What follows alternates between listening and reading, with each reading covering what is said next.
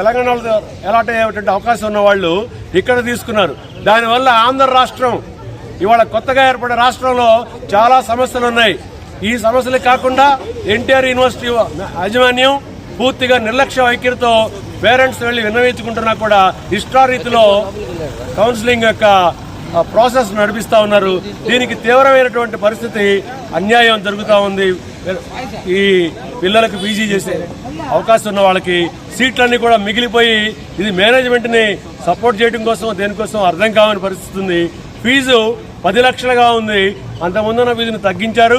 10 లక్షలు అని చెప్పేసి అందరూ కూడా సిద్ధమై ఉన్నారు. కర్ణాటక ఇతర రాష్ట్రాలకు వెళ్లకుండా ఆంధ్ర రాష్ట్రంలో ఫీజు తక్కువ అని చెప్పేసి ఇక్కడే ఉన్నారు అందరూ కూడా. ఫస్ట్ కౌన్సిలింగ్ అయిపోయిన తర్వాత కోర్టు జడ్జిమెంట్ ద్వారా 56 జీవోని కొట్టివేసే పరిస్థితి ఉంది. దానికి ఎవరు కూడా ప్రతిస్పందించట్లేదు. ఇలా అగమ్యగోచరంగా కౌన్సిలింగ్ నడుస్తూ ఉంటే తల్లిదండ్రులు అలాగే పిల్లల యొక్క పరిస్థితి ఏంటి? ఈ పీజీ కౌన్సిలింగ్ యొక్క వ్యవహారాన్ని ముఖ్యమంత్రి గారు తమ హృదయంతో పరిశీలించి ఇమీడియట్ గా ఎన్టీఆర్ యూనివర్సిటీ వారికి సరైనటువంటి మార్గదర్శకాలు ఇవ్వాల్సిందిగా కోరుకుంటూ ప్రార్థిస్తున్నాను. నా పేరు రఘుబాబు అండి. మా పాప కూడా పీజీ ఆస్పిరెంట్. ఈమె థర్డ్ కౌన్సిలింగ్ లోకి వెళ్ళాలి. ఈమెకు సీక్యూలో అలాట్ అయింది సీటు.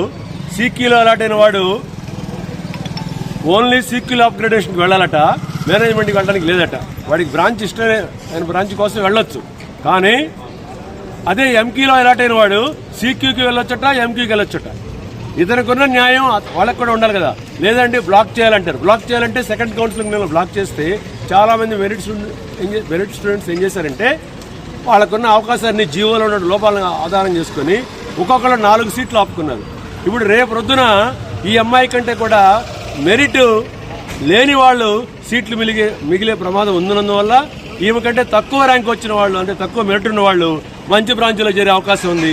ఇలాంటి పిల్లలు అన్యాయం అయ్యే ప్రమాదం ఉంది. కాబట్టి మీడియా వాళ్ళు దీన్ని ఫోకస్ చేసి పిల్లల యొక్క భవిష్యత్తుని, ముఖ్యంగా దేశానికి వెన్నెముకమైన వైద్య విద్యార్థుల్ని భవిష్యత్తుని కాపాడవలసిందిగా ప్రార్థిస్తూ ఉన్నాను. ఎక్కడి నుంచి వచ్చారు సార్ మీరు? గుంటూరు.